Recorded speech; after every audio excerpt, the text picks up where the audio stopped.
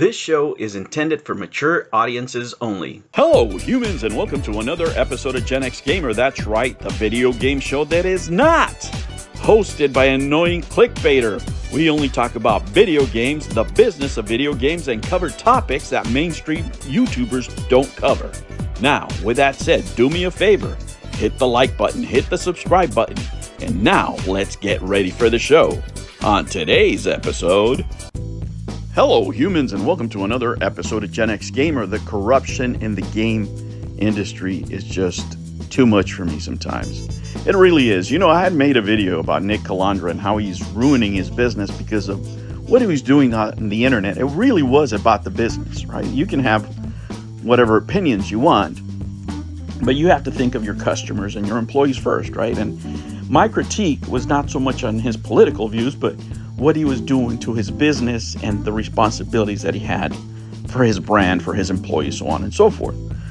Of course, with these revelations of basically what his ex-coworker, ex-partner, whatever you want to call him, these allegations of corruption, and these are just allegations, but somebody that worked with him that close over time, he's got the receipts, right? He's got them dead to rights. And when you analyze the whole situation, right, with the other video game outlets out there, they're not going to criticize him. You know why? Because they're all in the same boat. They're all doing the same crap, right? Mercante's not going to come out and do a hit piece on him, right? Kotaku's not going to do a long expose on what happened because they might be doing some of the same crap. Polygon, you name it, you know, whatever magazine out there. I want to see who wants to touch this. But for me, we really just have the video game journalism that we deserve. You know, over the years, we want it fast. We want it now. We want it, 10 seconds. We want stuff before it happens. And this is what you get, corruption, right? Because people are worried about being first. They're not worried about being right.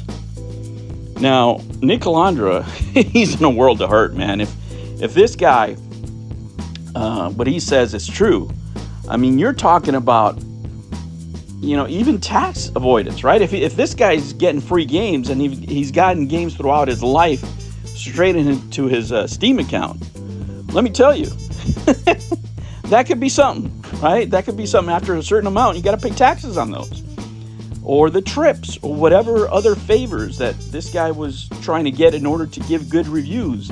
The corruption is rampant because he learned that behavior somewhere. He learned it from somewhere he was working, right? He's not the evil mastermind of everything that's going on in the industry. And of course, the people that don't criticize him are doing the same things. Now, what kind of violations, potential violations, if these allegations were true, and these are just allegations, right? And, they're pretty strong allegations, but this guy put out the receipts. You can go look at his Twitter, you can look at his, his statements, his videos, what have you. And this guy didn't stutter. In no way did he stutter. To me, the sadder part is the state of the industry, because you can't trust anybody. You can't trust YouTubers because they're in the same boat. We just had the thing with Outlaws where they're giving out trips, right? So YouTubers aren't safe either. So what do you do? What do you do? I mean, it just makes you want to turn everything off.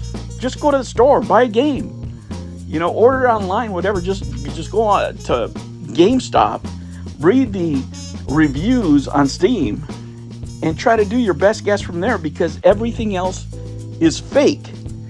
That really is the problem, right? Because nobody's professional anymore.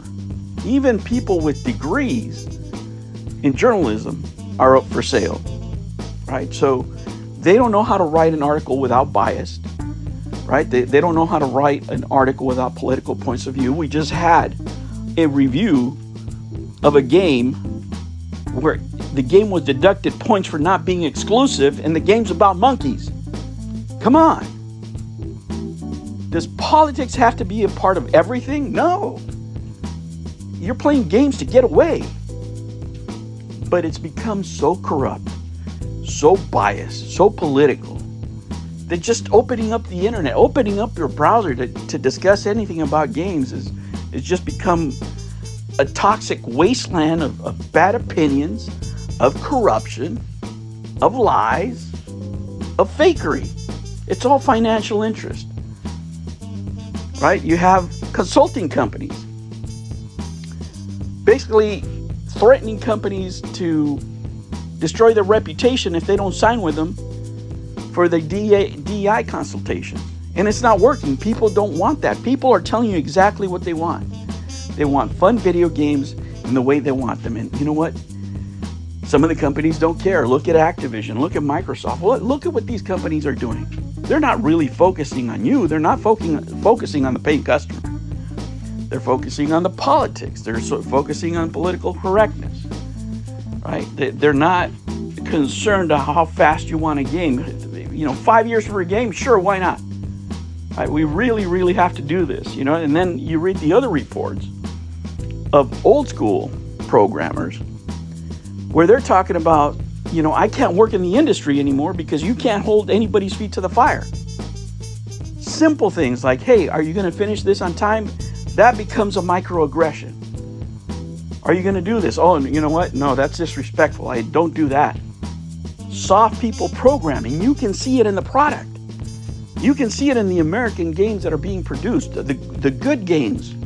They're coming out of Korea. They're coming out of China. They're coming out of Asia. They're certainly not coming out of here for the AAA companies because you have a whole sense of entitlement from the developers, from the journalists, even from YouTubers, all the way down the line. Somebody feels entitled to something. The public doesn't owe you a goddamn thing. You're supposed to make good games. And if they're good enough, the public will buy them. That's the only trade we have here. That should be the only objective. I don't need you to teach me about your way of thinking. The public doesn't need you to tell them what values they should hold. The public doesn't need to be lied to because you want to make more money on the side. The public doesn't need fake reviews because you were paid off. I don't trust anyone, anywhere anymore. It doesn't matter what, I don't care what your political point of view is. I really don't when it comes to gaming. If you have even mentioned anything about politics in your review, I don't even care about it. I don't care if you agree with me politically. Politics has nothing to do with a video game. Unless the video game itself is about a politician, your point of view is meaningless. Where do you get off, right? As an individual that is corrupt, that's getting paid by corporations, where do you get off trying to tell the everyday man how to live? Trying to tell the everyday person who gives you their hard-earned money to purchase your video game, what gives you the right to tell them what's right and what's wrong? The problem here is all these people think they're elite. All of them think they're above you, right? You don't worship the right God. You don't have the right politics. You don't do the right things. You don't accept the right people, right? Your views on religion are terrible. Everything about you is wrong. And they will teach you how to live your life. It doesn't matter how, whether it's through corruption, whether it's through coercion, or whether it's through lies. The whole industry is full of liars. I don't trust a single one of them. These are dark times, my friends. Dark times. The whole industry is just on fire. New videos every Monday and Sunday. Thank you for joining me on another episode of the Gen X Gamer. Remember to like and subscribe, click that notification bell, and remember, never ever be afraid to be happy. I'll catch you on the next one. Take care.